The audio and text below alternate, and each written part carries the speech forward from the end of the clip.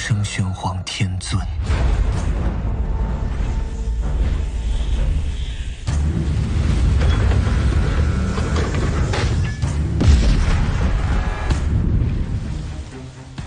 Jumpa lagi dengan Albara. Kita lanjutkan cerita Lord of the Mysteries.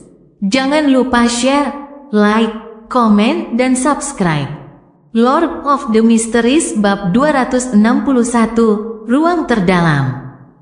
Saat dia keluar ruangan, Klein dengan hati-hati memegang tongkat dan lenteranya dengan tangan yang sama. Membiarkan tangan kirinya bebas sehingga dia bisa mengambil isi sakunya secepat mungkin seandainya terjadi sesuatu yang tiba-tiba.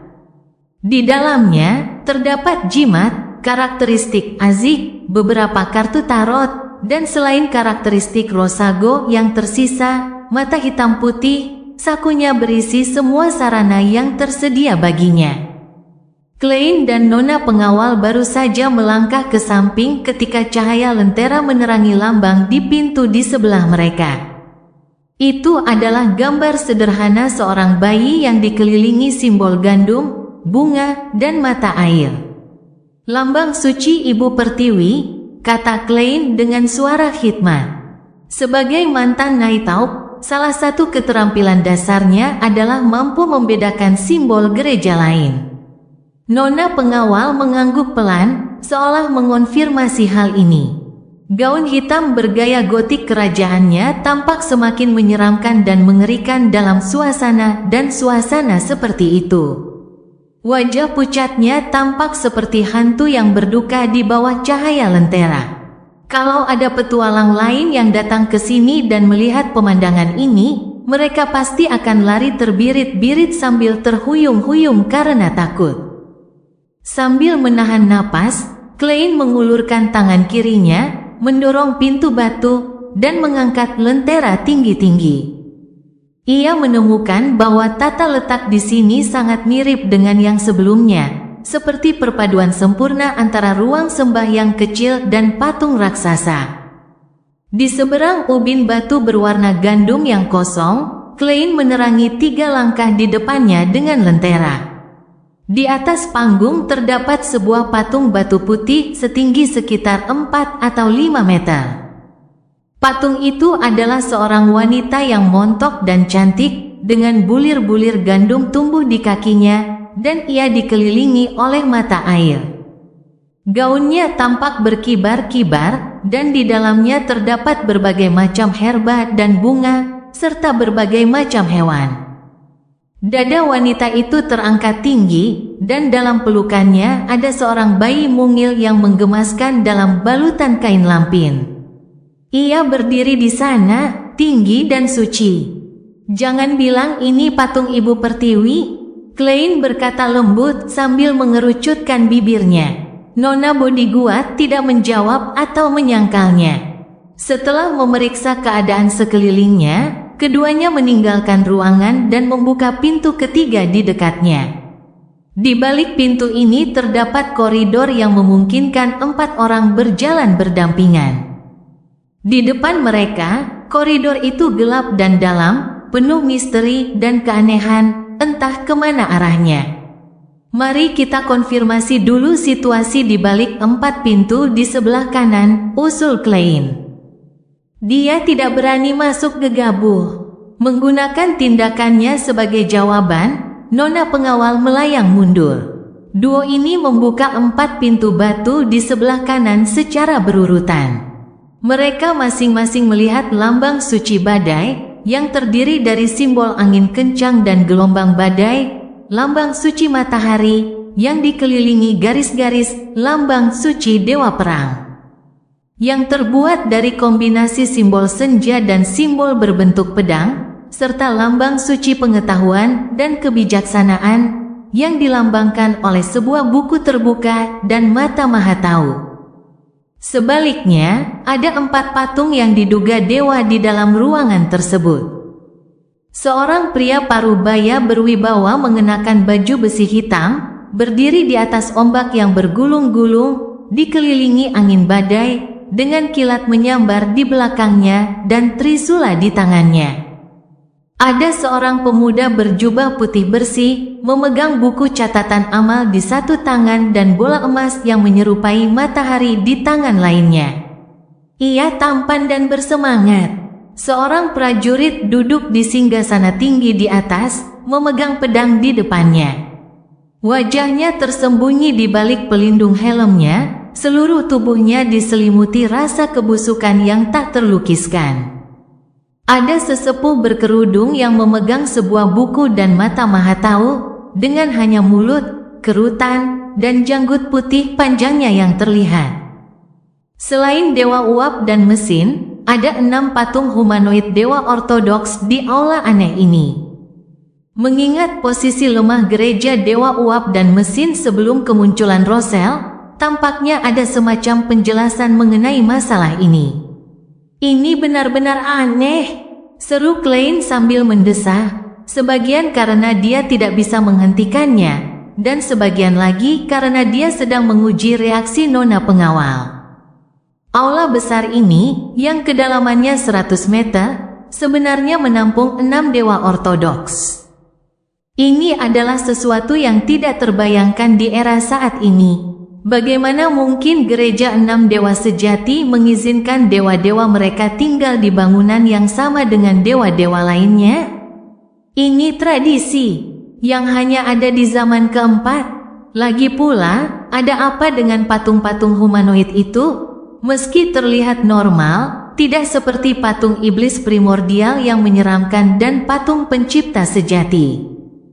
Mereka tetap memancarkan aura aneh. Apa sebenarnya yang terjadi hingga gambar 6 dewa berevolusi menjadi simbol abstrak di zaman ini? Tidak, mungkin memang sudah seperti ini selama ini, tetapi penguasa tempat ini, seorang bangsawan yang diduga anggota keluarga Tudor, sengaja membuat patung 6 dewa untuk suatu tujuan. Aku teringat sebuah benda dari novel di kehidupanku sebelumnya, Panji 6 Jiwa. Sambil menunggu balasan nona pengawal, pikiran Klein melayang. Nona pengawal tidak menjawab pertanyaannya dan malah berkata dengan datar, ada pintu lain. Benar saja, Klein tiba-tiba merasa takut. Dari sudut pandangnya, pintu yang ditempatkan di tengah seringkali memiliki arti khusus, mungkin merupakan wilayah inti dari struktur kuno ini. Tentu saja, ini juga mungkin menyiratkan jumlah bahaya yang paling tinggi. Menurutnya, pintu-pintu yang ditempatkan di tengah seringkali memiliki makna khusus, mungkin inti dari bangunan kuno ini. Tentu saja, ini juga berarti bahwa situasinya kemungkinan besar paling berbahaya. Apa pendapatmu tentang area itu? Klein ragu-ragu selama 2 detik dan bertanya langsung. Dalam situasi di mana kabut abu-abu tidak dapat menghilangkan gangguan apapun, ia merasa bahwa persepsi spiritual dan naluri spiritual nona pengawal lebih dapat diandalkan daripada metode ramalannya saat ini. Lagi pula, ia berada dalam kondisi yang sangat istimewa, dekat dengan tubuh spiritual, yang memungkinkannya berkomunikasi dengan dunia roh tanpa hambatan apapun untuk mendapatkan wahyu. Nona pengawal menutup matanya dan menjawab beberapa detik kemudian, sangat berbahaya. Namun bahayanya sudah teredam. Begitu kau masuk lebih dalam, jangan sentuh apapun.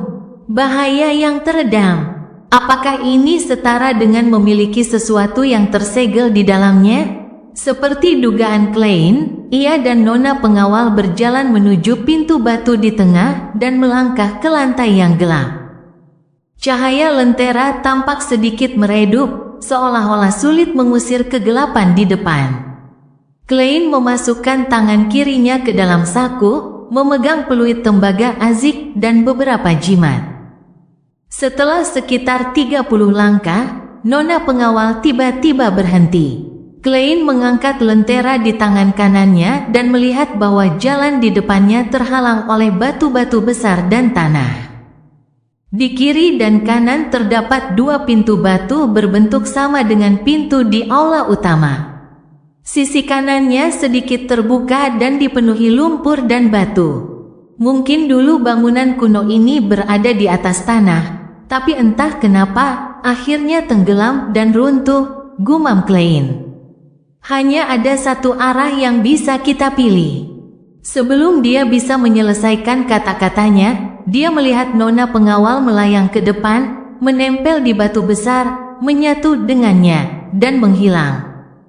Mulut Klein berkedut, dan dia mulai menunggu dengan sabar. Setelah beberapa menit, nona bodyguard keluar dari lumpur di sebelah kanan, tubuhnya benar-benar bebas dari debu. Itu benar-benar runtuh, simpulnya datar. Untuk sesaat Klein terdiam dan hanya bisa tersenyum. Setelah itu, mereka berdua serentak melihat ke kiri, ke arah pintu batu yang sedikit terbuka. Ada celah kecil. Klein mendekat dan dengan hati-hati melihat melalui celah 3 cm. Penglihatan rohnya, yang awalnya terhalang oleh pintu batu, segera menemukan sesuatu. Setidaknya ada 4 cahaya spiritual yang terang dan kuat di dalamnya, 2 berwarna mendekati emas gelap, dan 2 berwarna biru tua seperti laut. Setelah menggunakan spirit vision-nya, pemandangan sempit muncul dalam penglihatan normal Klein. Cahaya api yang memasuki ruangan menerangi ubin-ubin batu hitam. Di atas ubin-ubin itu terdapat tumpukan tulang yang ditutupi pakaian lapuk, dan beberapa di antaranya memancarkan cahaya keemasan gelap dan biru tua. Karakteristik Beyonder yang ringkas, benda mistis. Saat pikiran-pikiran ini berkelebat di benaknya, Klein mengalihkan pandangannya ke ujung ruangan. Di sepanjang dinding yang gelap berdiri sebuah pintu lipat. Sepasang pintu lipat yang berdarah. Tampak sisa-sisa darah segar di pintu. Mereka terus meluncur turun sambil memantulkan cahaya. Klein ingin membiarkan nona pengawal mengintai jalan di depan ketika dia tiba-tiba merasakan perubahan pada peluit tembaga azik yang dipegangnya di tangannya. Siulan yang awalnya dingin dan lembut tiba-tiba menjadi menusuk tulang. Rasanya seperti kematian yang mendalam. Ini, Klein menyipitkan matanya dan secara naluriah mengambil langkah mundur. Lalu, ia menyadari lengan bawah kanannya mati rasa dan gatal serta mulai membengkak. Suatu adegan terlintas dalam benaknya saat dia segera mengeluarkan kartu tarot dengan tangan kirinya dan menebas lengannya. Apa yang keluar dari lukanya bukanlah darah, melainkan cacing-cacing hitam kecil yang menggeliat. Mendesis, ketika cacing-cacing ini jatuh ke tanah, mereka terkikis menjadi asap. Mereka berjuang dan meringkuk, tetapi pada akhirnya mereka meleleh di bawah cahaya lentera. Setelah beberapa detik, semua cacing hitam di luka Klein akhirnya keluar, hanya menyisakan cairan merah tua. Dia menggeliat-geliatkan ototnya untuk mengendalikan luka kecil itu dan mencegah darah mengalir lebih jauh. Nona pengawal menyaksikan adegan ini dengan tenang, alis matanya yang indah berkerut membentuk kerutan yang jarang terlihat. Klein baru saja hendak berbicara ketika dia menyadari bahwa peluit tembaga azik yang dingin dan mematikan belum juga hilang. Pada saat yang sama, tatapannya tertuju pada bayangan nona pengawal. Dia tidak pernah memiliki bayangan sejak awal. Lari! Teriak Klein dan segera berlari menuju aula. Nona pengawal segera melayang ke atas, dan mereka berdua melihat cahaya lentera di depan mereka perlahan-lahan ditelan oleh bayangan hitam. Ketuk, ketuk, ketuk. Klein berlari secepat yang ia bisa seperti badai sementara cahaya di sekelilingnya memudar. Ketuk, ketuk, ketuk. Bayangan itu semakin membesar, semakin dekat, semakin tebal. Cahaya api hampir sepenuhnya ditelan, dan saat itu, pintu masih beberapa meter jauhnya. Pada saat itu, Klein secara naluriah menyerbu ke depan dan kemudian berguling melintasi pintu batu. Cahaya api tiba-tiba menjadi terang, dan kegelisahan di hatinya langsung sirna. Peluit tembaga azik pun kembali lembut dan dingin. Nona pengawal melayang di sampingnya sambil berbalik dan menatap lorong yang kembali gelap. Ia berkata dengan nada ragu, "Roh jahat. Roh jahat." Klein hampir menarik napas dalam-dalam ketika mendengarnya. Untungnya, sebagai seorang badut, ia pandai mengendalikan ekspresi dan reaksinya. Dalam dunia mistisisme, roh jahat adalah monster yang sangat menakutkan. Yang terbaik dari mereka bahkan bisa dikatakan setara dengan high sequence beyonders. Ada roh jahat yang berkeliaran di dalam bangunan kuno ini. Entah kenapa, ia terikat atau terpenjara di dalam ruangan itu. Kalau memang roh jahat, itu menjelaskan kenapa peluit tembaga Pak Azik berbunyi. Roh jahat bisa dianggap sebagai makhluk mayat hidup.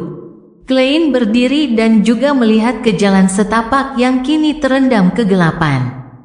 Ia merasa seolah ada sepasang mata dingin yang menatapnya. Lord of the Mysteries bab 262, Mimpi. Di aula yang dingin dan suram, Klein tiba-tiba menggigil. Ia mengalihkan pandangannya dan berkata kepada nona pengawal, "Ayo kembali." Dari reaksi peluit tembaga Azik, kemungkinan besar ruangan itu berisi roh jahat yang mengerikan. Tingkat bahayanya kemungkinan besar lebih tinggi daripada Master Nimblerite Rosago dan Laksamana Muda Hurricane Kilangos. Ia telah menjelajahi ruang ini selama berabad-abad hingga ribuan tahun.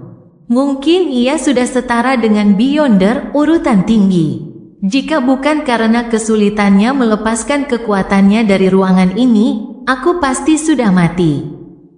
Sekalipun nona pengawal adalah urutan 5 yang kuat, mustahil kita bisa membalikkan keadaan pertempuran dengan kekuatan gabungan kita. Kita harus menyadari kekuatan kita sendiri. Aku tak boleh tergoda oleh karakteristik Beyonder yang dicurigai dan benda-benda mistis yang tertinggal di sana. Keserakahan seringkali berujung pada kematian. Klein diam-diam menemukan alasan untuk meyakinkan dirinya sendiri. Nona pengawal menoleh untuk menatapnya. Tanpa banyak emosi di matanya, ia bertanya, "Apa yang terjadi selanjutnya?" Selanjutnya, Klein diam-diam menggertakkan gigi dan berkata dengan penuh pertimbangan, "Biarkan Millet Carter memanggil polisi. Siapa yang tahu kapan roh jahat ini akan kabur? Lebih baik menghabisinya sesegera mungkin." Tidak, itu tidak akan berhasil. Tuan Carter tidak cukup tahu. Dengan memberitahu polisi seperti ini, Departemen Kepolisian tidak akan cukup memperhatikannya. Kelompok pertama yang datang untuk menjelajahi tempat ini akan menderita banyak korban, dan mereka bahkan mungkin secara tidak langsung membantu roh jahat itu lepas dari belenggunya. Lagi pula, melihat patung-patung ini saja, detektif sepertiku mungkin akan terdiam. Apa kau melihat tulang-tulang dan cahaya spiritual di ruangan ini?" Nona pengawal sekali lagi mengarahkan pandangannya ke arah jalan gelap di balik pintu batu yang terbuka sedikit.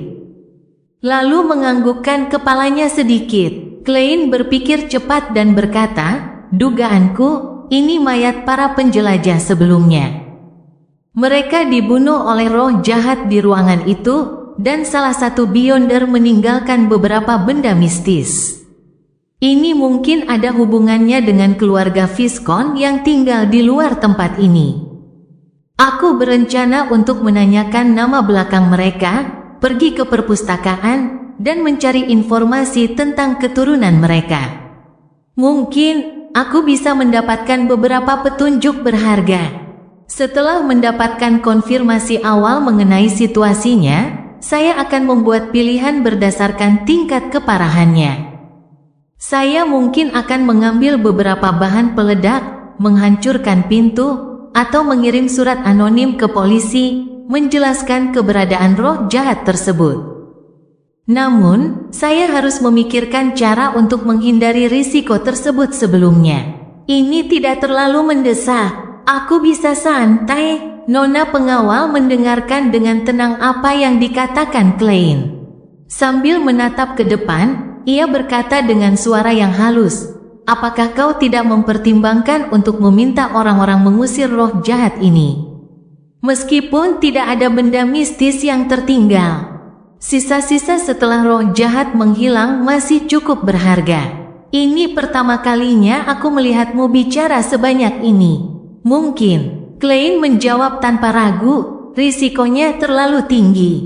Kurasa nyawa dan kesehatanku lebih penting." Dia menata kata-katanya dan menambahkan, "Orang paling kuat yang ku kenal adalah kau. Dan dari penampilanmu tadi, kau sepertinya bukan tandingan roh jahat itu. Aku tidak bisa membayangkan cara lain untuk menghabisinya, selain menelepon polisi." Nona pengawal berbalik, wajah pucatnya agak tembus pandang. "Kau masih punya akal sehat," komentarnya dengan tenang, lalu berjalan menuju pintu keluar aula kuno. Selain dicurigai berada di bawah pengaruh sang pencipta sejati, apalagi yang membuatku terlihat seperti orang gila? Klein mengejek dalam diam. Ia memegang lentera dan tongkat, lalu mengikuti di belakang nona pengawal. Sepanjang proses itu, ia merasa seolah-olah sedang diawasi oleh mata dingin dari koridor gelap.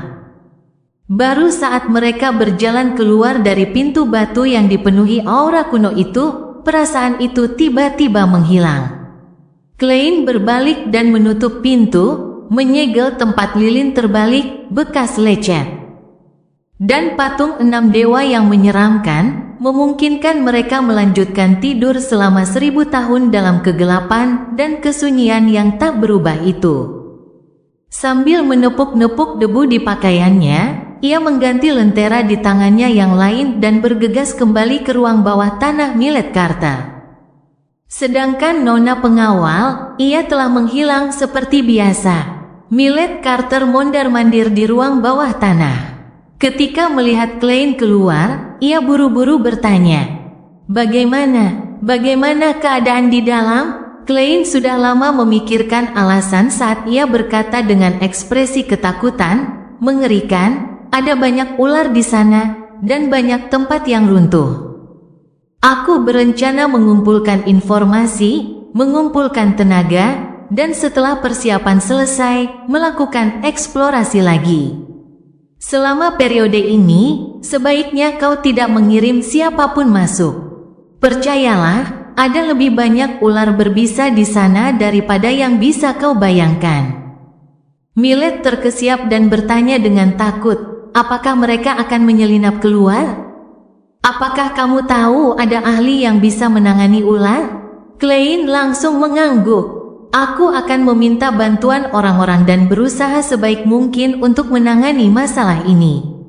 Sekarang musim gugur yang dingin, dan ular-ular itu tidak mau bergerak. Selama kau tidak mengirim siapapun untuk mengganggu mereka, tidak akan terjadi apa-apa." "Oke, cepatlah. Aku akan menutup pintu ini dan mencegah siapapun masuk." Mendengar itu, Milet sedikit lega. Ketika Klein menyadari bahwa majikannya benar-benar terintimidasi oleh ucapannya, ia segera meletakkan lentera, menyenggol kacamata berbingkai emasnya, dan berkata, "Selanjutnya, saya akan mengumpulkan beberapa informasi. Saya akan terlebih dahulu mendapatkan pemahaman awal tentang tata letak struktur bawah tanah sebelum saya menjelajahinya lagi. Itu mengharuskanmu untuk memberitahuku Viscount mana yang merupakan pemilik asli rumah ini." Milet membeli gedung ini karena dulunya merupakan tanah milik seorang bangsawan, jadi dia langsung menjawab, "Viscount Palm." "Apa yang Anda ketahui tentang dia dan keluarganya?" tanya Klein dengan nada profesional. Milet merenung dan berkata, "Tidak banyak. Aku hanya tahu bahwa dia memenangkan gelar bangsawannya dalam pertempuran sumpah yang dilanggar. Gelar itu pernah menikmati masa kejayaan, tetapi beberapa dekade kemudian, tiba-tiba merosot karena alasan yang tidak diketahui. Keluarga itu terus kehilangan ahli waris, sehingga akhirnya harus mencari kerabat jauh untuk mempertahankan gelar bangsawan. Dan Viscount Pound yang baru, hehe.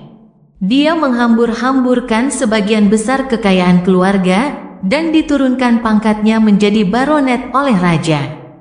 Dia mungkin masih di Backlund dan bisa bangkrut kapan saja. Pertempuran sumpah yang dilanggar yang dimulai pada tahun 738 selama zaman kelima. Setelah berhasil lulus sebagai mahasiswa sejarah, Klein secara naluriah mengingat kembali pengetahuan yang terkait. Perang yang terjadi sekitar 6 abad yang lalu merupakan perang yang melibatkan agama. Kerajaan Venapoter di selatan awalnya percaya pada Ibu Pertiwi dan Dewa Pengetahuan dan Kebijaksanaan, tetapi karena beberapa faktor yang memengaruhi, kedua gereja tersebut mulai berselisih. Dan para penganutnya sering berselisih. Selama periode itu, dua tetangganya di utara, Kerajaan Lon dan Kerajaan Intis, memanfaatkan kesempatan untuk memulai perang atas nama melindungi kebebasan beragama. Di tahap akhir perang, Kekaisaran Feisak ikut campur dan berusaha menghancurkan rencana Lon dan Intis. Namun, mereka tetap gagal membalikkan keadaan. Perang ini mengakibatkan kemerdekaan di perbatasan antara Leon dan Venapoter, serta wilayah Intis dan Venapoter, seperti Lenbuk, Masin, dan Segar. Mereka terutama percaya pada Dewa Pengetahuan dan Kebijaksanaan, sehingga gereja Ibu Pertiwi menjadi satu-satunya agama di kerajaan Venapoter. Konflik yang berlangsung selama 5 tahun itu disebut pertempuran sumpah yang dilanggar karena kedua belah pihak dalam perang menuduh musuh mereka telah melanggar sumpah suci pada akhir zaman. Setelah itu, benua utara menikmati kedamaian selama lebih dari 300 tahun. Ini bukan berarti tidak ada konflik antar bangsa, melainkan tidak ada lagi perang sebesar itu. Perdamaian ini bertahan hingga Rossel menemukan mesin uap dan menyempurnakan perahu layar serta artileri. Ini informasi yang tercatat di buku sejarah. Kalau dipikir-pikir sekarang, karena ini menyangkut iman, pasti ada beberapa Beyonder dari gereja yang terlibat. Pasti ada perang Beyonder yang intens. Namun, konon era itu adalah periode dengan sedikit Beyonder. Pertempuran skuadron, mungkinkah keruntuhan keluarga Pound yang tiba-tiba dan hilangnya ahli waris yang terus-menerus? Yang terjadi beberapa dekade lalu, ada hubungannya dengan penemuan struktur kuno di bawah tanah itu? Klein bertanya dengan serius, tahukah Anda di mana Baronet Pound saat ini tinggal? Maaf, aku tidak tahu. Millet menggelengkan kepalanya sedikit. Klein mengajukan beberapa pertanyaan lagi, tetapi karena tidak dapat memperoleh informasi lebih lanjut, ia mengucapkan selamat tinggal dan kembali ke Jalan Minsk nomor 15. Saat itu hampir pukul 5 sore dan langit segelap malam. Klein mengira perpustakaan umum pasti sudah tutup saat itu, jadi ia meninggalkan bangunan bawah tanah untuk sementara dan menyiapkan makan malam untuk dirinya sendiri. Dia ingin belajar membuat mie Venapoter berdasarkan resep di koran, tetapi akhirnya malah membuat mie yang dicampur daging, saus, dan sayuran. Yang mengejutkannya, rasanya ternyata cukup lezat. Setelah puas, Klein melempar koin dengan santai, sambil mempertimbangkan apakah ia harus melapor ke polisi. Ia menerima jawaban negatif. Malam di Backlund sama tenangnya dengan kota-kota lain, setidaknya di Cherwood Borough. Klein tengah tertidur lelap, mengembara melalui berbagai mimpi dengan linglung ketika ia tiba-tiba tersadar dengan sentakan bahwa ia tengah bermimpi. Ada yang menyerbu mimpiku? Klein menahan diri untuk mengerutkan kening dan pura-pura melihat sekeliling dengan bingung. Dia menemukan dirinya di padang pasir kuning yang panas menyengat. Tiba-tiba terdengar suara gemuruh dari langit, dan sesosok monster besar berwarna hitam dan emas terbang mendekat. Makhluk itu bertubuh tebal seperti kadal dan memiliki sepasang sayap lebar yang ditutupi kulit di punggungnya. Ia turun dan menghalangi sinar matahari di langit. Seekor naga, naga yang kuat. Klein melihat sisik seukuran piring, mulut menganga yang memancarkan cahaya murni, dan dua pupil vertikal berwarna emas gelap. Mengong, naga itu menyemburkan seberkas cahaya yang seolah menyelimuti segalanya. Tak lama kemudian, sebagian besar gurun pun musnah. Di tengah cahaya itu, sesosok makhluk melompat ke udara. Tingginya 3 atau 4 meter, tetapi ia tidak memiliki mata vertikal khas para raksasa.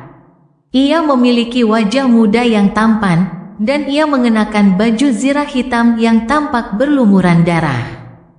Ksatria raksasa ini mengayunkan pedang lebarnya ke atas, dan api putih kebiruan yang tak terhitung jumlahnya, yang tampak agak ungu, mengembun menjadi tombak-tombak panjang.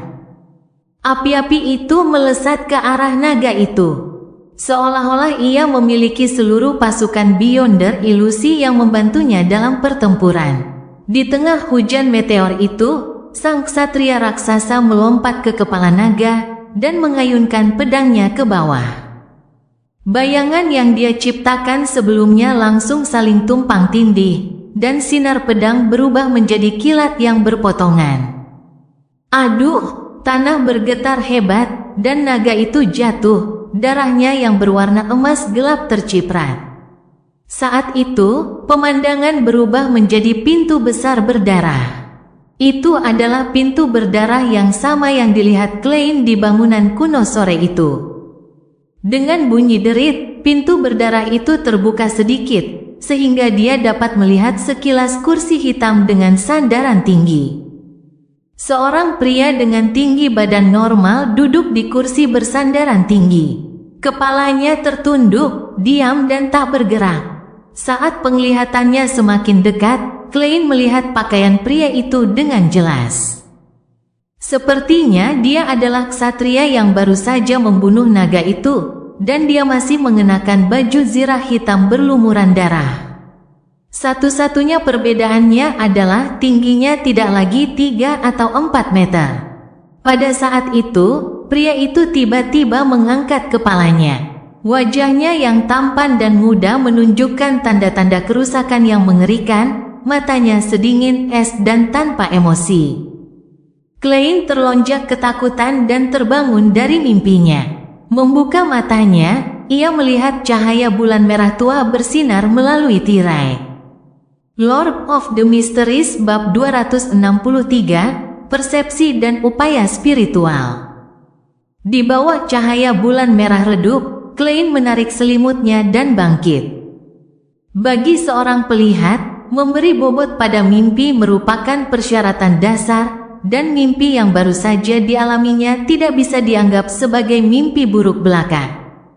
Mengenakan pakaian yang relatif nyaman, dia datang ke depan cermin seluruh tubuh dan berkata dengan suara rendah, "Aku memimpikannya pintu bernoda darah di ruangan itu."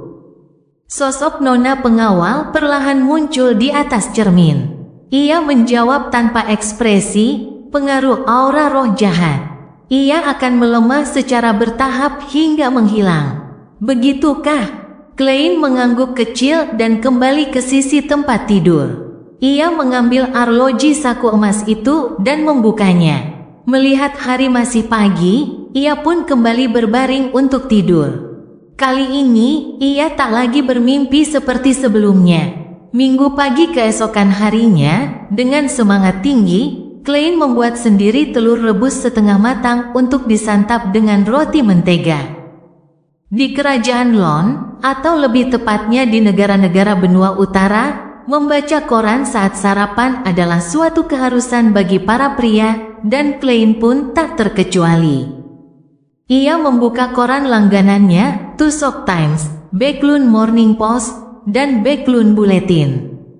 RUU Ujian Terpadu Pegawai Negeri Sipil telah resmi disahkan oleh Dewan Perwakilan Rakyat. Ujian pertama akan dilaksanakan pada awal Desember, dan ujian kedua akan dilaksanakan pada akhir Januari tahun depan. Wawancara terakhir akan dilaksanakan 2 minggu setelahnya. Dalam seminggu, pemerintah akan mengumumkan posisi dan persyaratan yang terlibat dalam ujian ini dan memulai proses pendaftaran. Para wartawan memperkirakan sebagian besar ujian akan dilaksanakan di Backlund.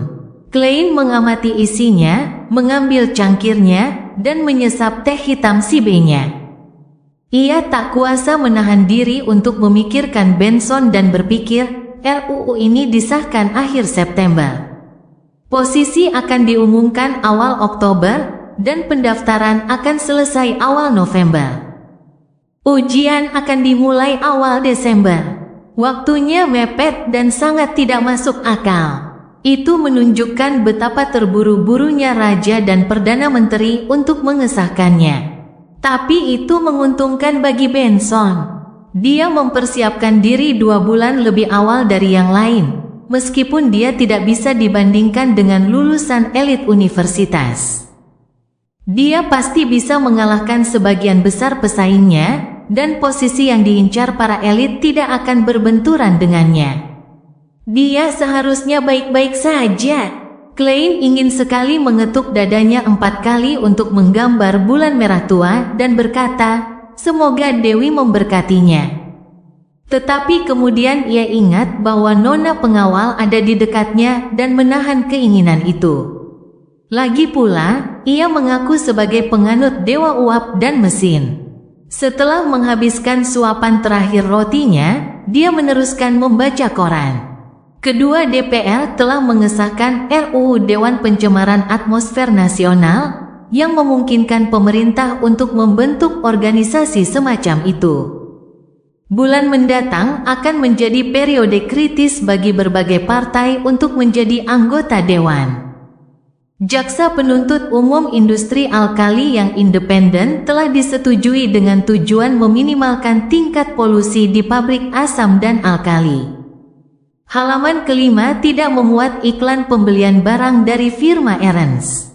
Tidak perlu mempertimbangkan untuk berpartisipasi dalam pertemuan Beyonder besok malam. Kota Tingen, Jalan Bakung 2. Benson membaca dan membaca ulang berita di koran, melupakan roti di piringnya. RUU Ujian Terpadu Pegawai Negeri Sipil disahkan. Mengenakan gaun hitam panjang, Melissa menatap kakaknya yang bertingkah aneh. Surat kabar beberapa hari terakhir telah mengulas rancangan undang-undang yang akan disahkan kali ini. Benson akhirnya meletakkan korannya, menyeka rambut hitamnya, dan mengembuskan napas perlahan. Ya, pada saat ini, mereka berdua tiba-tiba terdiam. Ruangan itu benar-benar sunyi, bahkan tak terdengar suara pisau dan garpu yang beradu dengan piring makan.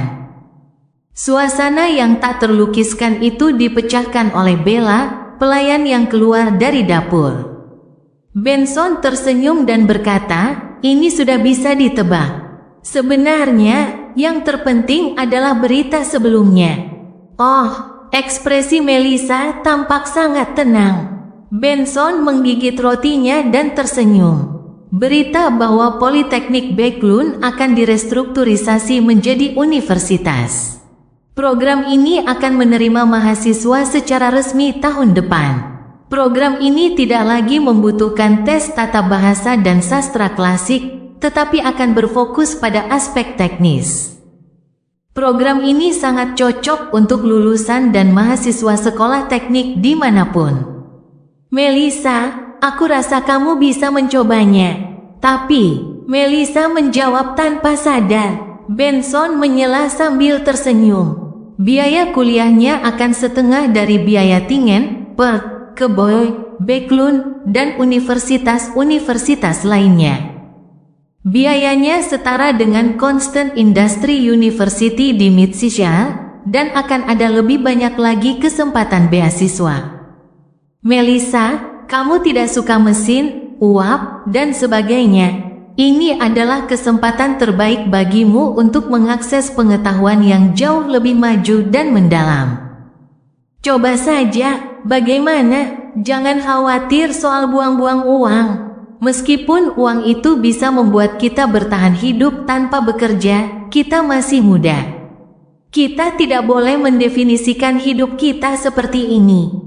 Seperti yang kau lihat, dibandingkan beberapa bulan yang lalu, tata bahasaku sudah jauh lebih baik. Mungkin lebih baik jika kita mengubah lingkungan. Aku tahu kau tak sanggup berpisah dengan Tingen dan tempat ini. Yah, kita akan kembali suatu saat nanti, tapi bukan saat kita masih muda. Melissa melihat berbagai komponen di atas meja teh sambil bibirnya bergerak beberapa kali dan dia berkata, "Bagaimana dengan Bella?" Setelah kematian Klein, ia tidak ingin mempekerjakan pembantu lagi. Tetapi ketika membayangkan betapa tragisnya kehidupan Bella setelah kehilangan pekerjaannya, ia mengurungkan niatnya. Lagi pula, biaya tambahan 5 soli seminggu sudah tidak berarti apa-apa bagi keluarga Moretti yang memiliki anuitas setidaknya 300 pound. Mendengar ini, Benson menggelengkan kepala dan tertawa. Masih ada beberapa bulan lagi sebelum itu terjadi. Kita bisa membiarkan Bella mencari pekerjaan baru lebih awal. Sebelum itu, kita akan terus membayarnya dan memberinya kamar tidur. Lagi pula, kemampuan memasaknya jauh lebih baik daripada sebelumnya, jadi dia bisa melamar menjadi koki di rumah seseorang. Sayang sekali, Tentu saja, semuanya tergantung pada premis bahwa kamu bisa lulus ujian masuk di Universitas Teknologi Backlund.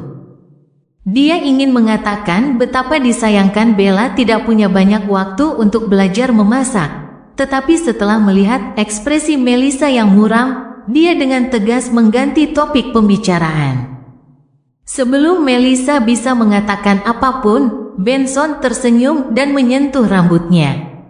Saya berencana mengundurkan diri besok dan akan fokus mempersiapkan ujian. Kabarnya, sebagian besar posisi akan berada di Backlund. Itulah tujuan saya. Saya harap kita bisa ke sana bersama. Melissa terdiam sejenak sebelum perlahan menganggukkan kepalanya. Pada saat yang sama, dia meletakkan garpu dan pisaunya, menyeka mulutnya dengan serbet, dan berkata, "Aku mau ke kamar mandi." Baiklah. Benson memperhatikan adiknya meninggalkan meja makan, dan senyum yang tersungging di wajahnya langsung lenyap. Dia mengeluarkan arloji saku perak bermotif daun anggur, mengamatinya dengan saksama, lalu mendesah pelan. Sepanjang hari Minggu, Klein menyibukkan diri dengan perpustakaan umum di Sherwood Borough untuk mencari informasi terkait Viscount Pound, tetapi keluarga Viscount tidak memiliki satupun biografi. Juga tidak ada sejarawan yang tertarik untuk melakukan studi khusus. Buku-buku dan esai tersebut tersebar di sepanjang sejarah, dan Klein, yang tidak memiliki fungsi pencarian untuk digunakan, merasakan sakit yang berdenyut di kepalanya saat ia berhadapan dengan koleksi buku dan esai yang sangat banyak tersebut. Dia menghabiskan 6 jam menelusuri banyak informasi, tetapi gagal menemukan informasi yang berguna. Aku harus mencari seseorang yang memiliki pengetahuan mendalam tentang sejarah kaum bangsawan. Atau aku harus menyuap seseorang di kepolisian untuk mendapatkan alamat Baronet Palm. Dia seorang bangsawan, dan kepolisian pasti punya catatan yang sesuai, dan tidak banyak bangsawan. Sesampainya di rumah, Klein berdiri di depan cermin dan berbicara kepada udara. Permukaan cermin dengan cepat memperlihatkan gaun kerajaan gotik milik Miss Bodyguard dan topi hitam di kepalanya. Dia mengangguk sedikit, seolah setuju dengan Klein. Lalu tiba-tiba dia berkata dengan suara melamun, "Masa kerja sudah berakhir." "Aku tahu, 3 hari sudah habis." Klein berpikir sejenak dan bertanya, "Jika aku bisa mendapatkan beberapa petunjuk tentang keluarga Pound, apakah kau ingin tahu?" Nona pengawal tidak menjawab, tetapi mengangguk kecil. Melalui Marik?" tanya Klein. Setelah menganggukkan kepalanya lagi, Nona pengawal membungkuk, mengangkat roknya, dan membungkuk. Sosoknya cepat menghilang, dan pantulannya di cermin tidak lagi terlihat istimewa. Klein melihat sekeliling dan tidak merasa rileks karenanya. Ia pun mulai menyiapkan makan malam dan mengisi perutnya secara sistematis. Ia menunggu hingga larut malam sebelum kembali ke kamar tidurnya dan menyibakkan tirai. Kemudian, ia mengeluarkan kotak rokok besi dan mengulurkan tangan untuk menyentuh mata hitam Rosago. Serangkaian raungan ilusi segera mengamuk di benaknya, seakan-akan mencabik-cabik pikirannya dan menghancurkan pikirannya. Dengan susah payah, Klein menahan rasa sakit yang membuat kepalanya meledak. Sekali lagi, ia melihat benang-benang hitam menyebar dari berbagai bagian tubuhnya. Mereka padat dan bersifat ilusi, menjangkau tanpa akhir. Ia segera melepaskan cengkeramannya untuk melepaskan diri dari pengaruh negatif itu. Setelah hampir 1 menit, semuanya kembali normal. Fiuh, akhirnya aku bisa naik ke kabut abu-abu dan memverifikasi persepsi spiritual yang kurasakan sebelumnya. Klein berkata dalam hati saat ia cepat-cepat menyiapkan ritual, memanggil dirinya sendiri, dan menanggapi dirinya sendiri. Kemudian, dalam wujud rohnya, dia membawa peluit tembaga azik, mengambil kotak rokok besi, dan kembali ke atas kabut kelabu.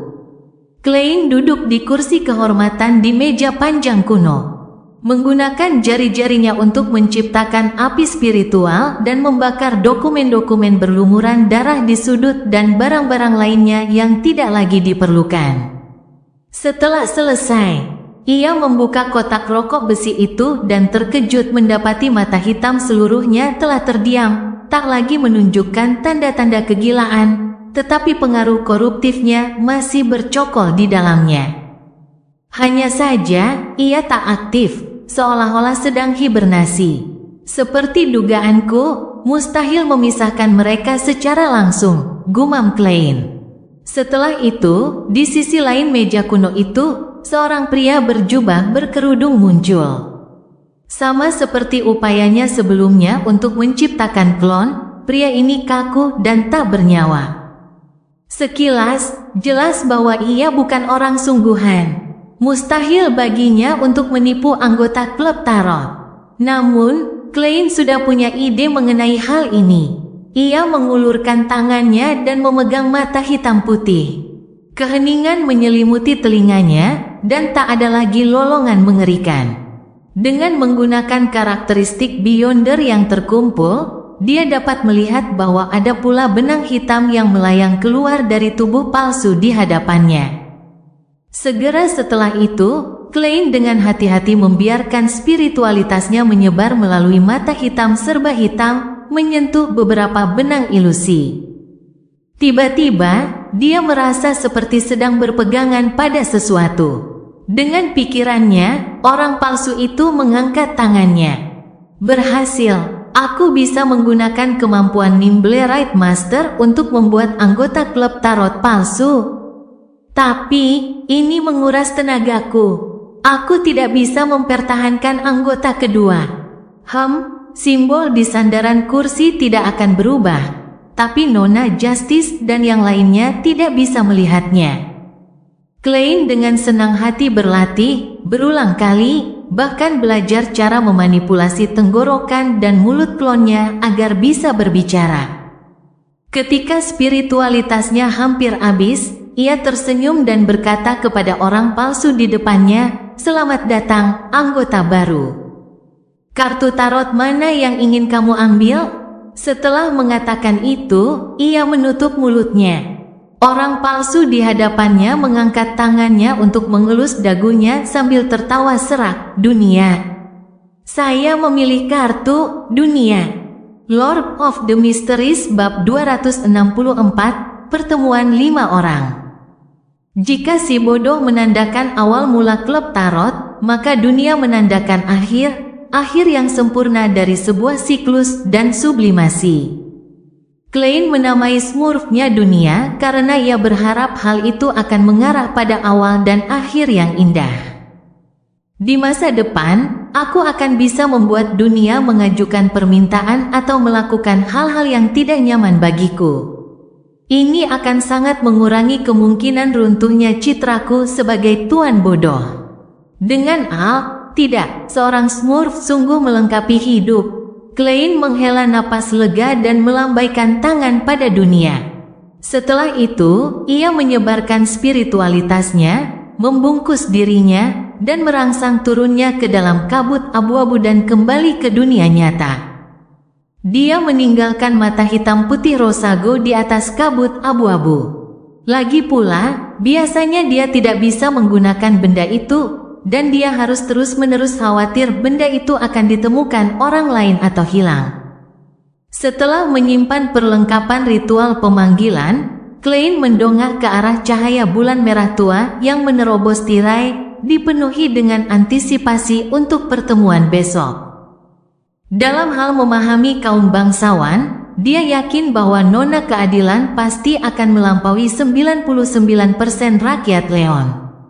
Dan dengan Smurfnya, The Walt, dia bisa langsung bertanya tentang keluarga Pound tanpa khawatir akan mempengaruhi citranya sebagai si bodoh. Tentu saja, ini harus dilakukan dengan cara yang lebih bijaksana. Lagi pula, detektif Sherlock Moriarty juga sedang mencari informasi tentang keluarga Pound, dan hanya dengan informasi yang cukup ia bisa melakukan ramalan di atas kabut kelabu. Klein berpikir keras sejenak sebelum dia rileks dan tertidur. Setelah memasuki kabut kelabu, sisa-sisa aura roh jahat seolah lenyap sepenuhnya. Klein tidur hingga fajar, tetapi ia tidak melihat matahari karena kabut tipis di luar. Ia melanjutkan perjalanannya sesuai rencana, menuju perpustakaan umum lainnya di Backlund, tetapi ia tidak lagi bertanya kepada para pustakawan dan tidak pula menyinggung keluarga Pound. Ia hanya membolak-balik materi tentang kaum bangsawan sendirian. Pada pukul 3:20 di sore hari, Klein memasuki ruang misterius di atas kabut kelabu lebih dulu. Di dalam istana yang luas dan kuno itu, ia duduk di kursi milik si bodoh. Ia menyulap dunia palsu di sisi berlawanan dari meja perunggu berbintik-bintik sambil membiasakan diri mengoperasikan dunia. Setelah beberapa menit, Klein mengeluarkan arloji sakunya dan meliriknya, mengirimkan pesan kepada bintang merah tua yang melambangkan matahari untuk bersiap menghadapi pertemuan. Sambil menunggu, ia bermain-main dengan mata hitam putih dan memasangnya dengan rantai perak. Kemudian, ia melilitkannya di pergelangan tangan kanannya dan menutupinya dengan lengan bajunya. Pukul 3 sore, sinar cahaya memancar dari istana yang menyerupai kediaman raksasa. Keadilan, sang manusia gantung, dan sang matahari, masing-masing memproyeksikan siluet buram berwarna merah tua. Selamat siang, Tuan Bodoh Gelombang, selamat siang. Audrey hendak menyapa setiap anggota klub tarot ketika tatapannya tiba-tiba tertuju pada sosok yang duduk di paling ujung. Sosok asing berjubah hitam berkerudung itu juga tampak samar dan samar. Audrey menatap Tuan Bodoh dengan bingung sekaligus senang. Apakah klub tarot telah tumbuh besar lagi? Itu Force atau Sio? Tidak, tingginya tidak cocok. Apa itu orang lain? Saat Audrey sedang berpikir keras, Klein dengan santai bersandar dan berkata, ini anggota baru, Tuan Dunia. Pada saat yang sama, melalui penglihatan rohnya yang diperkuat kabut abu-abu, ia menemukan bahwa warna permukaan proyeksi astral matahari telah menjadi sedikit lebih murni, tetapi belum mencapai standar urutan 8. Penilaian awalnya adalah bahwa matahari telah mencerna ramuan Bart sepenuhnya. Halo, sapa Audrey sopan, sambil mengamati anggota baru itu dengan rasa ingin tahu. Dia dengan cepat membaca beberapa detail terkait melalui kabut yang kabur. Tuan Dunia itu orangnya pendiam. Dia jarang bergerak dan selalu memasang wajah datar. Aku penasaran dari mana dia berasal. Lon, Intis, atau tempat semisterius kota perak?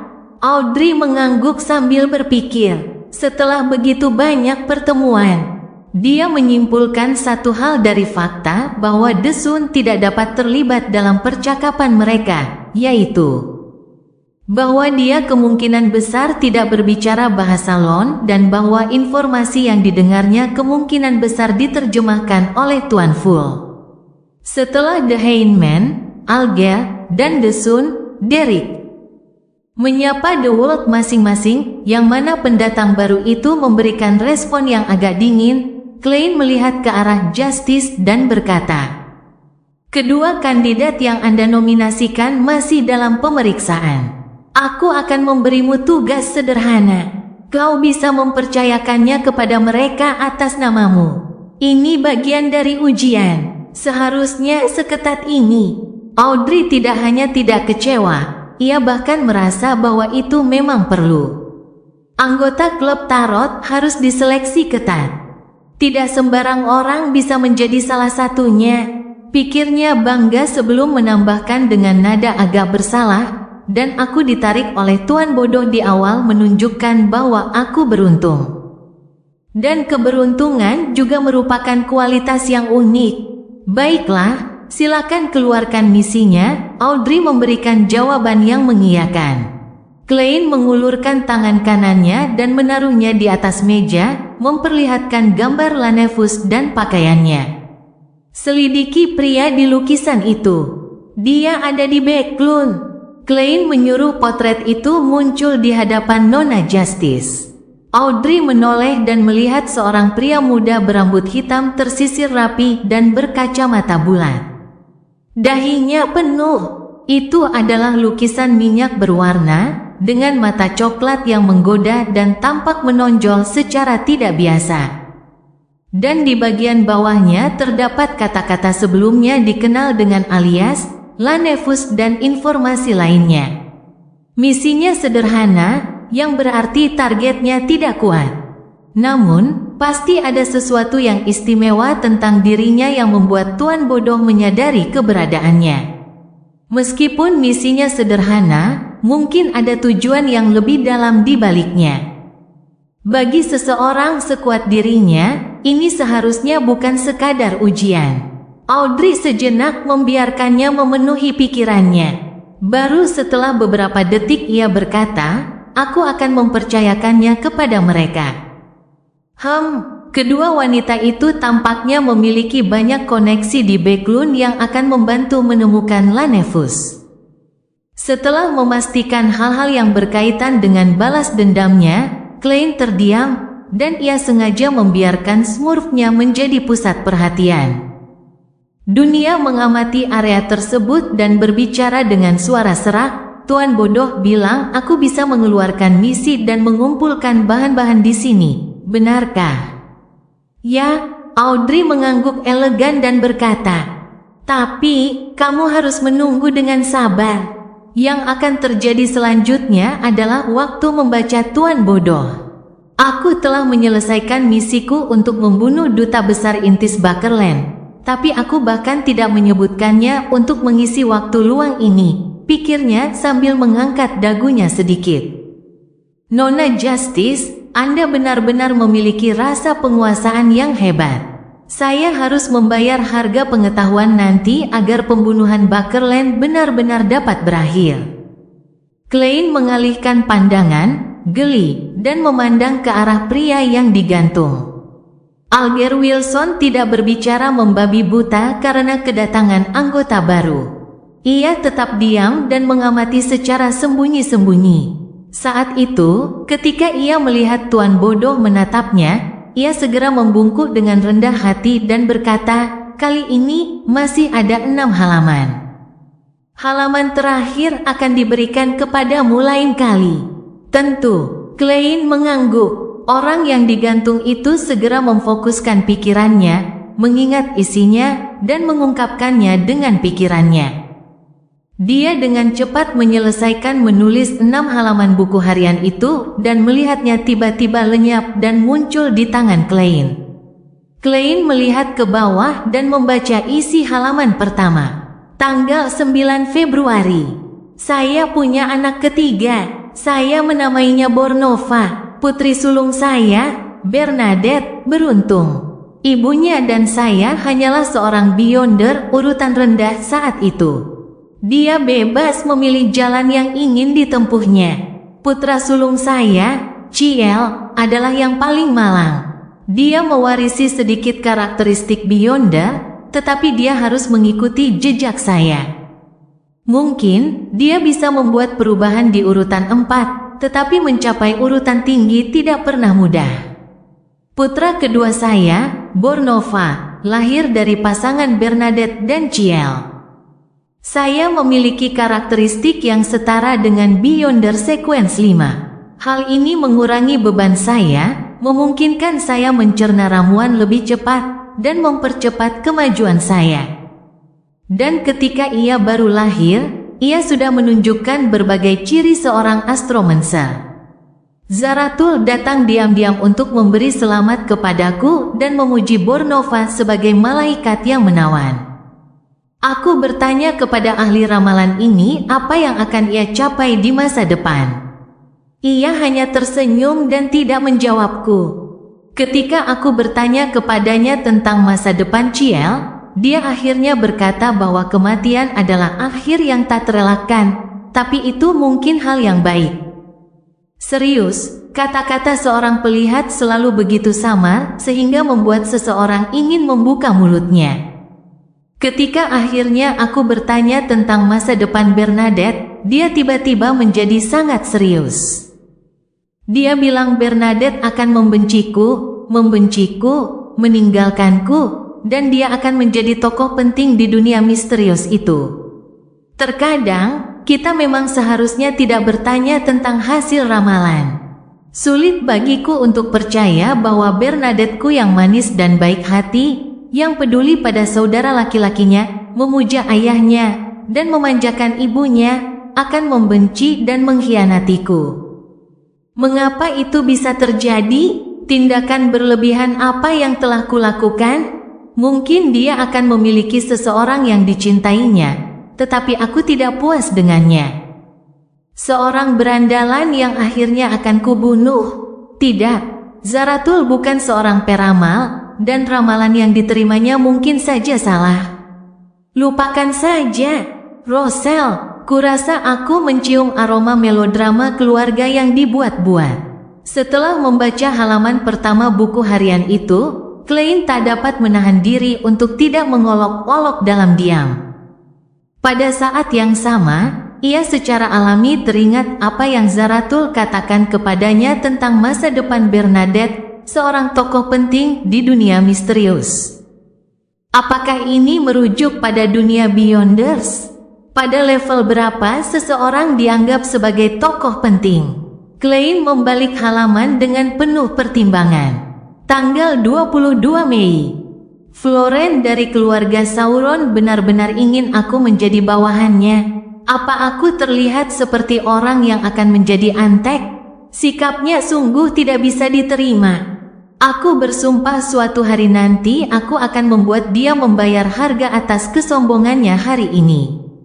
Namun, beberapa hal yang dia sebutkan sangat menarik dan patut direnungkan. Lord of the Mysteries bab 265, Kartu Penghujatan. Florent mengatakan bahwa sejarah keluarga Sauron telah melampaui 2000 tahun, bahkan lebih panjang daripada sejarah gereja Dewa Kerajinan. Mereka menyaksikan segala kerjasama dan perselisihan, terang dan gelap, di zaman keempat, dan mereka bertahan hingga hari ini. Selain keluarga Augustus dari Lon, keluarga Einhorn dari Feysa, dan keluarga Castia dari Venapota, keluarga-keluarga kuat lainnya yang dianggap setara, seperti keluarga Antigonus dan keluarga Zaratul, telah disingkirkan sebagai sisa-sisa sejarah. Atau tak lebih dari tikus-tikus di selokan, bersembunyi dari publik sebagai eksistensi yang meragukan. Dia berkata bahwa menjadikanku bawahannya, bawahan dari keluarga Sauron yang kuno dan mulia, adalah hadiah untukku. Saat itu, aku ingin meniduri ke-8 generasi leluhurnya. Namun, sejarah keluarga Sauron yang melebihi 2000 tahun memang mengejutkan. Zaman keempat dikenal sebagai zaman para dewa. Baik 7 dewa ortodoks masa kini, maupun kematian, iblis primordial, sisi gelap alam semesta, dan sang pencipta sejati, mereka semua tetap aktif di dunia nyata. Legenda mengatakan bahwa mereka sering melakukan keajaiban agar keluarga Sauron dapat bertahan hingga hari ini dan menikmati kejayaannya saat ini, jelas bukan perkara mudah. Sejarah panjang mereka telah memberi mereka lebih dari sekadar kesombongan. Mereka pasti menyembunyikan banyak rahasia, dan mungkin bahkan artefak tertutup yang sangat mengerikan. Mereka benar-benar raksasa yang berdiri tegak di atas bumi, sesuatu yang tidak dapat dilihat langsung oleh manusia. Setelah membaca ini, Klein punya banyak ide. Agar Rosel mampu menggulingkan kekuasaan keluarga Sauron, ia pasti telah mengalami perjuangan yang mengerikan dan menyayat hati. Sekalipun keluarga Sauron tidak memiliki artefak tertutup kelas 0, mereka pasti tidak kekurangan artefak tertutup kelas 1. Ditambah dengan kemungkinan adanya Beyonder urutan tinggi, sekalipun gereja Dewa Mesin dan Uap sepenuhnya mendukung Rosel, kecil kemungkinan akan ada hasil yang baik. Mungkinkah sebelum semua itu terjadi, keluarga Sauron sudah mulai melemah, dan revolusi Intis hanyalah manifestasi eksternal dari keadaan ini? Apa yang mereka alami selama kurun waktu tersebut? Apakah mereka kehilangan artefak tertutup? Apakah para Beyonder urutan tinggi mati? Apakah itu menarik perhatian banyak orang ambisius? Dilihat dari buku harian ini, keluarga Augustus dari Lon tidak asing dengan keluarga Antigonus dan Zarathul. Secara internal, mereka seharusnya memiliki catatan yang sesuai. The Sun sebelumnya menyebutkan bahwa kota perak telah bertahan selama lebih dari 2500 tahun di abad ke-8. Menurut perkiraan awal saya, itulah tanggal terjadinya bencana alam. Dalam 200 tahun terakhir, keluarga Sauron mengklaim memiliki sejarah yang membentang lebih dari 2000 tahun. Saya penasaran apakah itu akan berlanjut hingga ke titik sebelum kota perak. Saya akan mencoba mencari kesempatan untuk menyebutkan klan Sauron dan melihat reaksi The Sun. Jika The Sun masih terlihat tercengang, itu secara tidak langsung berarti bahwa keluarga Sauron baru bangkit setelah bencana alam. Mungkin mereka telah mendapatkan manfaat besar dari bencana alam untuk menjadi bangsawan di zaman keempat dan bangsawan di zaman kelima. Yah, meskipun matahari tidak tahu, itu tidak sepenuhnya membuktikannya. Mungkin dia tidak mempelajari sejarahnya dengan baik. Ketika Klein membuka halaman ketiga, ia mendapati bahwa konten tersebut seharusnya ditulis pada hari-hari awal penunjukan Rosel sebagai konsul Republik Intis. Dari catatan harian di halaman ini, terlihat bahwa Rosel telah mengembangkan dan mengumumkan kitab undang-undang hukum perdata baru yang mendorong penemuan, melindungi perdagangan, dan inkubasi revolusi industri. Bukan hanya ia yang memuaskan selera humornya sendiri yang menyimpang dengan bertindak sebagai Napoleon dunia ini dan ambisinya untuk mengubah dunia. Apa yang ia lakukan memungkinkannya untuk berdamai dengan gereja matahari abadi yang berkobar. Matahari abadi yang berkobar juga merupakan dewa perbuatan, pelindung bisnis.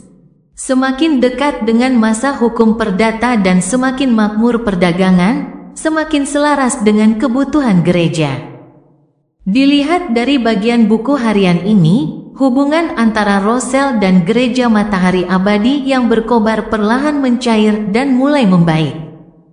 Ketika ia dengan berani mengklaim gelar kaisar lebih dari 10 tahun kemudian dan menyebut dirinya Caesar, kemungkinan besar ia mendapatkan dukungan simultan dari kedua gereja. Jika tidak, itu akan terlalu berisiko. Lalu, apa yang menyebabkan pembunuhannya? Klein menatap halaman keempat dengan bingung. Tanggal 11 Agustus. Florence si idiot itu pamer lagi. Dia berkata bahwa dia adalah anggota keluarga Sauron generasi yang paling menjanjikan untuk menjadi Beyonder urutan tinggi karena dia sangat mirip dengan kakek buyutnya. Apakah ada hubungannya? Aku mengamatinya dari atas ke bawah, kiri dan kanan, tetapi aku tidak menemukan tanda-tanda bakat. Lagi pula, di dunia Beyonder, apakah bakat itu penting? Nah, memahami esensi akting bisa menjadi elemen inti bakat, tapi itu tidak wajib.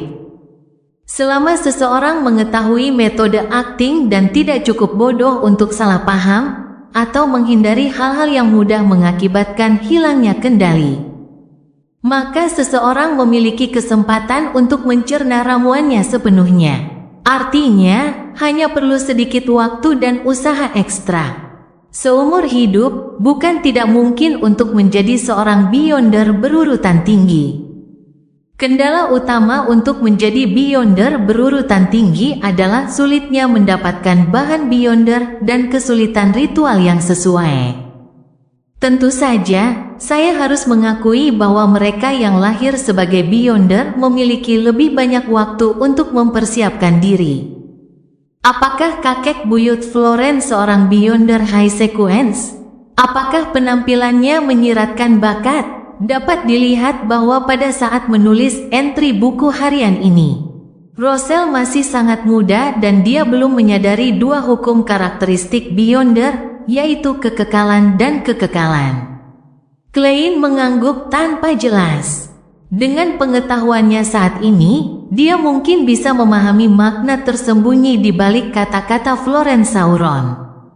Karakteristik Beyonder dari Beyonder berurutan tinggi masih mengandung tanda roh. Ini juga salah satu alasan mengapa orang mudah kehilangan kendali saat meramu ramuan dengan bahan ini. Dan orang-orang yang mirip dengan pemilik aslinya dapat menghindari pengaruh negatif ini semaksimal mungkin. Peluang keberhasilan mereka lebih tinggi daripada rata-rata orang, sehingga mereka dianggap berbakat. Bagaimana artefak suci mengenali tuannya kemungkinan memiliki kondisi yang sama. Ini mencapai tujuan yang sama melalui pendekatan yang berbeda seperti metode akting, tetapi tidak dapat dipopulerkan. Setelah kemajuan berhasil, seseorang masih harus melakukan metode akting yang diperlukan ramuan untuk mencerna karakteristiknya sepenuhnya. Sambil berpikir keras, Klein melirik dua entry buku harian di bagian belakang halaman dan menemukan betapa Kaisar Roselle menikmati kemurahan hati di Intis, tetapi dia khawatir calon istrinya akan sama liberalnya. Ketika kertas itu mengeluarkan bunyi, Klein meletakkan halaman kelima di paling atas. Tanggal 20 April, aku ikut serta dalam pertemuan rahasia organisasi kuno itu lagi. Para anggotanya masih membuatku gemetar. Sulit dipercaya mereka semua benar-benar anggota organisasi ini. Kali ini, saya mempelajari sedikit filosofi organisasi kuno tersebut. Mereka percaya bahwa manusia akan selalu kehilangan sebagian individualitasnya sedikit demi sedikit hingga mereka tidur. Oleh karena itu, dengan berusaha keras mengamati dan mengingat diri sendiri, seseorang dapat menggunakan berbagai jenis informasi untuk mencapai pemurnian yang dibutuhkan untuk menghadapi akhir zaman.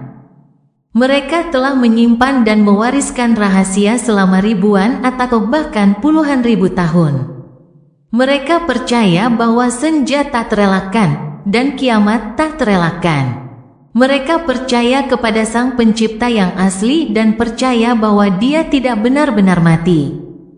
Ketika senja tiba dan segalanya berakhir, dia akan bangun dari tidurnya dan membiarkan segalanya kembali kepadanya. Dia akan menciptakan dunia baru, sejarah baru. Semua tindakan organisasi ini bermula dari keyakinan ini. Dapat dikatakan bahwa mereka menunjukkan permusuhan yang besar terhadap Sang Pencipta sejati. Mereka tidak pelit dalam menggambarkannya sebagai makhluk yang jatuh dan jahat.